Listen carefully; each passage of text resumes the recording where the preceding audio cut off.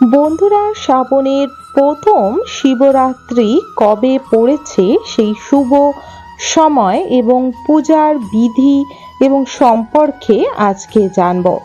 বন্ধুরা, আমরা শ্রাবণ মাসটি অতি পবিত্র বলে মনে করি এবং শ্রাবণ মাসে আমরা বড় বাবা এবং সাথে দেবাদিদেব বাবা মহাদেবকে পূজা অর্চনা করে থাকি। ওনাদের আশীর্বাদে আমাদের জীবনের গুরুত্ব অনেকটা বেড়ে যায়। ওনাদের আশীর্বাদে আমাদের পারিবারিক সম্পর্ক সুস্থ ও মধুর থাকে। জীবনে চলার পথে নানা বাধা, দুঃখ, কষ্ট, দারিদ্রতা, রোগ জ্বালা এবং পাপের হাত থেকে আমরা মুক্তি পাই।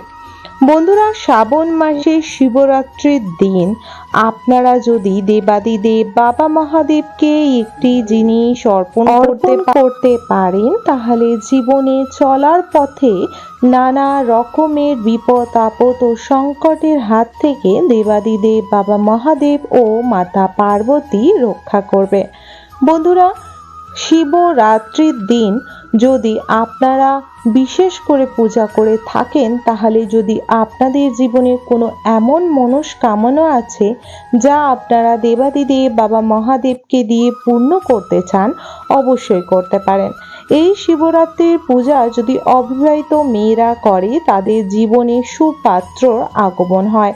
তার জীবনে যে জীবন সঙ্গী হয় সে অনেক ভালো মনের মানুষ হয় এবং সারা জীবন খুবই সুস্থ ও সুন্দর একটি সম্পর্ক তাদের মধ্যে থাকে। তাই নিষ্ঠা ভরে সুন্দর ও ভালো জীবনসাথী পাওয়ার জন্য কুমারী বা অবিবাহিত মেয়েরা বিশেষ করে শিবরাত্রির এই শ্রাবণ করে থাকে। শ্রাবণ মাসের এই শিবরাত্রি করলে কিন্তু জীবনে চলার পথে নানা দিক থেকে রক্ষা পাওয়া যায়। শুধু তাই না, বিবাহিত মহিলারা এই দিন এই শিবরাত্রি পালন করলে তাদের জীবনের সর্ব আপদ বিপদ ও সংসারের সর্বসংকট আপদ বিপদ থেকে রক্ষা করে। বন্ধুরা, এই দিন যদি বিবাহিত মহিলারা এই পূজা করে থাকেন, তাদের জীবনে তাদের সম্পর্ক স্বামী স্ত্রীর অনেক সুন্দর ও অটুট হয় এবং তাদের জীবনে থেকে সর্ব নেগেটিভিটি দূর হয়। বন্ধুরা, বিশেষ করে শ্রাবণ মাস শিবকে উৎসর্গ করা হয়। এই মাসে ভক্তরা পূর্ণ ভক্তি সহকারে শিবের পূজা করেন। প্রতি মাসেই পড়া শিবরাত্রিকে মাসিক শিবরাত্রি বা শ্রাবণের মাসের শিবরাত্রিকে শ্রাবণ শিবরাত্রি বলা হয়। বিশেষ অনুসারে শ্রাবণ শিবরাত্রিতে ভগবান শিবের পূজার খুব ফলদায়ক বলে মানা হয় শাস্ত্রে। শ্রাবণ শিবরাত্রি মহাদেবের পূজা করলে ভগবান শিব ভক্তদের আশীর্বাদ প্রদান করেন। কিন্তু এই বছর শ্রাবণ মাসের শিবরাত্রির সঠিক তারিখ নিয়ে ভক্তদের মধ্যে বিগ্রহ চলেই উঠছে। প্রতিটি মানুষ নানা সংকটে রয়েছে যে শ্রাবণ মাসের শিবরাত্রি 1 আগস্ট না 2রা আগস্ট।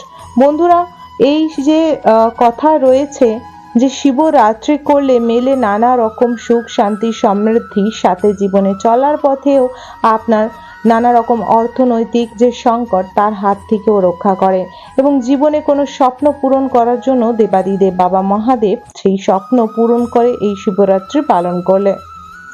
তাই এর সঠিক সময়সূচি ও তারিখটি প্রথমে জেনে নেব। তার আগে ছোট্ট একটি অনুরোধ করব, বন্ধুরা সম্পূর্ণ রূপে ভিডিও তথ্যটি দেখুন। যদি ভালো লেগে থাকে অবশ্যই একটি লাইক করুন। কমেন্ট বক্সে অবশ্যই জয় দেবাদিদেব বাবা মহাদেবের জয় অবশ্যই লিখুন, জয় মাতা পার্বতীর জয় লিখুন। এই দিন অবশ্যই কিভাবে পূজা করবেন পূজা, তার সঙ্গে কি কি সামগ্রিক লাগবে সবটি জেনে নেব। বন্ধুরা, তার আগে জেনে নেব শ্রাবণের শিবরাত্রি 2024 সালে কখন পড়েছে। পঞ্চাঙ্গ অনুসারে বলা হয়েছে শ্রাবণ মাসে কৃষ্ণপক্ষে চতুর্দশী তিথিতে শ্রাবণ শিবরাত্রি পড়তে চলেছে।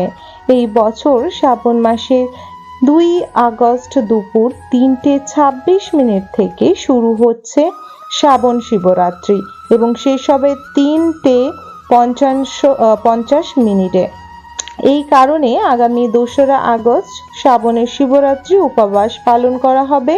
শ্রাবণ শিবরাত্রি রাতে পূজার সময় যে প্রথম প্রহর শুভ সময় হচ্ছে গিয়ে 7:11 এবং রাত 9:48 পর্যন্ত।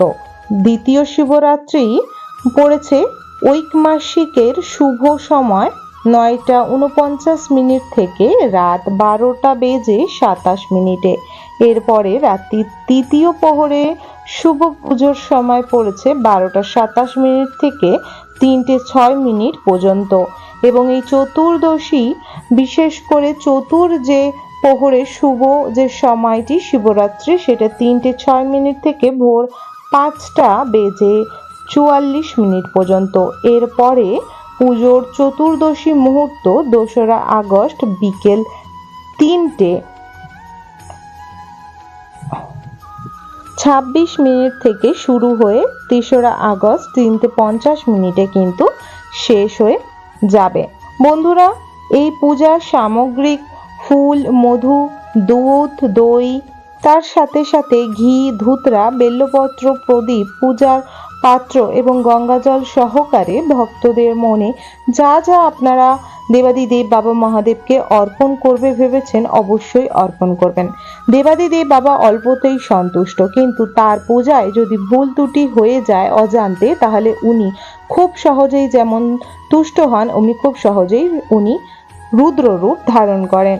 বন্ধুরা, এই দিন বলা হয়েছে যদি মাতা পার্বতী ও শিবকে একসঙ্গে পূজা করেন তাহলে, এবং ওনাকে মাতা পার্বতীকে গুড় অর্পণ করেন, তাহলে পারিবারিক সুখ, শান্তি, সমৃদ্ধি এবং জীবনে চলার পথে সাকসেস, অর্থনৈতিক উন্নতি ঘটে। সাথে শিবরাত্রির দিন অবশ্যই শিব পার্বতীকে সুন্দরভাবে অভিষেক করবেন পঞ্চ অমৃত সহকারে, যদি মূর্তি থাকে তো। যদি মূর্তি না থাকে তাহলে শিবলিঙ্গকে আপনারা পঞ্চ অমৃত সহকারে অভিষেক করবেন এবং শিব পার্বতীকে আপনারা গঙ্গা জল দিয়ে সুন্দরভাবে পরিষ্কার করে মুছে নেবেন। তারপর মাতা পার্বতীকে অবশ্যই সিঁদুর অর্পণ করবেন। সিঁদুর অর্পণ করার পর আপনারা দেবাদিদেব বাবা মহাদেবকে চন্দন অর্পণ করবেন। বেল্লপত্র ও সাদা ফুল, কলকে ফুল, নীলকণ্ঠ, তার সাথে সাথে টগর ফুল, আকন্দ ও ধুতরা দেবাদিদেব বাবা মহাদেবকে অর্পণ করবেন। মাতা পার্বতী অর্থাৎ মা দুর্গাকে আপনারা এই দিন অবশ্যই বেল্লপাতা সহকারে নীলকণ্ঠ ফুল, তার সাথে সাথে গাঁদা ফুল, গোলাপ ফুল ও পদ্ম ফুল অর্পণ করবেন। অবশ্যই ওনাদের সামনে এই দিন ঘিয়ের প্রদীপ অবশ্যই জ্বালাবেন। ঘিয়ের প্রদীপ সর্বপ্রথম জ্বালাবেন। প্রদীপের নিচে অবশ্যই অখণ্ড চাল বা কোনো থালা বা কোনো পত্র অবশ্যই রাখবেন, যেমন পান বা আমের পাতা বা বেল্লপত্র রাখতে পারেন। বন্ধুরা, ধূপ অবশ্যই দেখাবেন এই দিন যদি দেবাদিদেব বাবা মহাদেবকে সাদা পদ্ম ও মাতা পার্বতীকে আপনারা গোলাপি রঙের পদ্ম অর্পণ করতে পারেন চন্দন সহকারে, তাহলে জীবনে আপনার অনেক সাকসেস ও উন্নতি ও সুখ শান্তি সমৃদ্ধি বজায় থাকে। এই দিন অবশ্যই গণপতি বাপ্পাকে আগে পূজা করবেন, ওনাকে লাল পুষ্প সহকারে দূর্বা অর্পণ করবেন। অবশ্যই পঞ্চ অমৃত সহকারে আপনারা স্নান করাতে পারেন। এই দিন পঞ্চ প্রদীপ দিয়ে অবশ্যই আরতি করবেন, কর্পূর দিয়ে অবশ্যই আরতি করবেন এবং মাতা পার্বতী ও দেবাদিদেব বাবা মহাদেবের সামনে একটি ঘিয়ের প্রদীপ প্রজ্বলিত করে রাখবেন আপনার পুজো করার আগে থেকে, এবং যতক্ষণ আপনার পূজা হচ্ছে না ততক্ষণ যেন প্রদীপটি খুব সুন্দরভাবে জ্বলে, এবং পূজারও পর যদি যত বেশিক্ষণ জ্বলবে এটি ঘরের জন্য তত মঙ্গলময়। বন্ধুরা, এই দিন অবশ্যই আপনারা দেবাদিদেব বাবা মহাদেবকে বেল অর্পণ করতে পারেন। এতে ঘরের মধ্যে সুখ, শান্তি ও মিষ্টত্ব ভাব আসে, সংসারে আয় উন্নতি আসে, সংসারে জীবনে নানা রকম বাধা দূর হয়।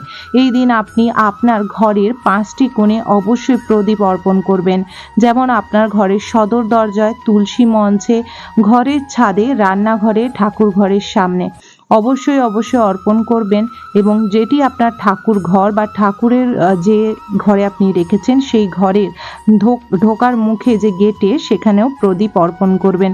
প্রদীপ আপনার ঘর থেকে নেগেটিভিটি দূর করবে এবং আপনার ঘরে পবিত্র আলোর বিরাজমানে সুখ শান্তি সমৃদ্ধি ও পজিটিভ এনার্জি ছড়িয়ে দেবে।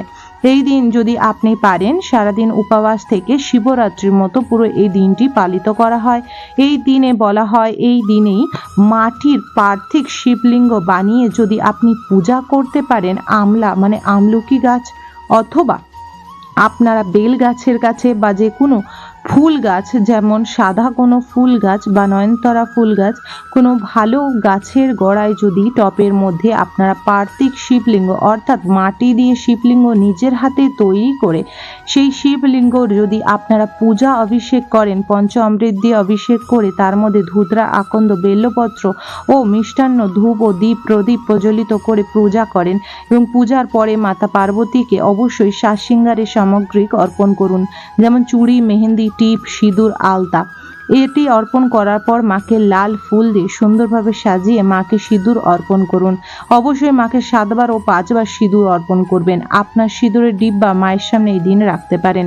এই দিন মাটির শিবলিঙ্গ বানিয়ে পুজো করার মেন কারণ হলো মাতা পার্বতী শ্রাবণেই মাটির শিবলিঙ্গ বানিয়ে তাতে পূজা অভিষেক করে শিব ভগবানকে নিজের প্রতি হিসাবে অর্থাৎ স্বামী হিসাবে কিন্তু পেয়েছিলেন। তাই প্রতিটি কন্যা যদি নিজের স্বামীর মঙ্গল ও স্বামী স্ত্রীর সম্পর্ক ঠিক রাখার জন্য অর্থাৎ অবিবাহিত মেয়েরাও যদি এই পূজা করে থাকে তাহলে তারা কিন্তু নিজের মনের মতো সুন্দর জীবনসাথী পেয়ে থাকে। তাই এই দিনটি অতি বিশেষ। এই দিনে আপনারা অবশ্যই মাতা পার্বতীর পছন্দের ফলও অর্পণ করতে পারেন, যেমন উনি পছন্দের ফল আনার অর্থাৎ বেদানা খুবই পছন্দ করেন, তাই ওনাকে বেদানার ভোগ দিতে পারেন। দেবাদিদেব বাবা মহাদেবকে এই দিন আপনারা বিশেষ করে কলা অর্পণ করতে পারেন, শশা অর্পণ করতে পারেন। এই দিন ওনাদের দুজনকে ক্ষীর অর্থাৎ পায়েস বানিয়ে অর্পণ করতে পারেন। এতেও আপনাদের জীবনে অনেক অনেক আইনতে আসবে। অবশ্যই মাকে এই দিন অবশ্যই একটি সাজ পিটারা, যার মধ্যে টিপ, কাজল, সিঁদুর, আলতা, মেহেন্দি এগুলি থাকবে, অবশ্যই অর্পণ করবেন। এই জিনিসগুলি আপনি নিজে ব্যবহার করতে পারেন। আলতাটি আপনি ব্যবহার করতে পারবেন না, কোনো ঠাকুর মশাইকেও এই জিনিসটি দিয়ে দিতে পারেন, এই সাজ পিঠারাটা। এছাড়া আপনারা কোনো সুহাগান মহিলাদেরও এগুলি দিতে পারেন। বন্ধুরা, আশা করব আজকের এই পুজোর যে বিধি নিয়ম এটি আপনি আপনাদের ভালোভাবে বুঝিয়েছি। আর একটা জিনিস রয়ে গেছে, যখন মাটির শিবলিঙ্গটি বানাবেন পূজার পরে সেটি কিন্তু বিসর্জন করতে হবে।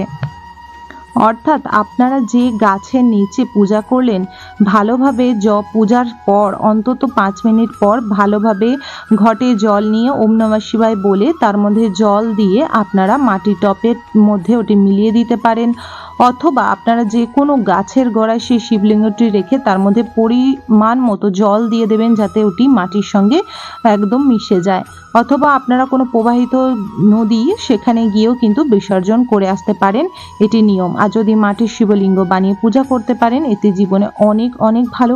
যদি নাও করতে পারেন, আপনার ঘরে শিবলিঙ্গ রয়েছে সেখানেও আপনারা শিবলিঙ্গ ও শিব পার্বতীর ছবিতে পূজা করতে পারেন। আশা রাখবো আজকে ভিডিও তথ্যটি ভালো লেগেছে। যদি ভালো লাগে অবশ্যই একটি লাইক করবেন, কমেন্ট বক্সে হর হর মহাদেব অবশ্যই লিখবেন, অবশ্যই চ্যানেলটিকে সাবস্ক্রাইব করে রাখবেন আপকামিং পূজা পাঠ, তন্ত্রকথা, জ্যোতিষশাস্ত্র, বাস্তু টিপস, টোটকা, উপায় দেখার জন্য। হরে কৃষ্ণ, রাধে রাধে, ওম নমঃ শিবায়, জয় শিব পার্বতীর জয়।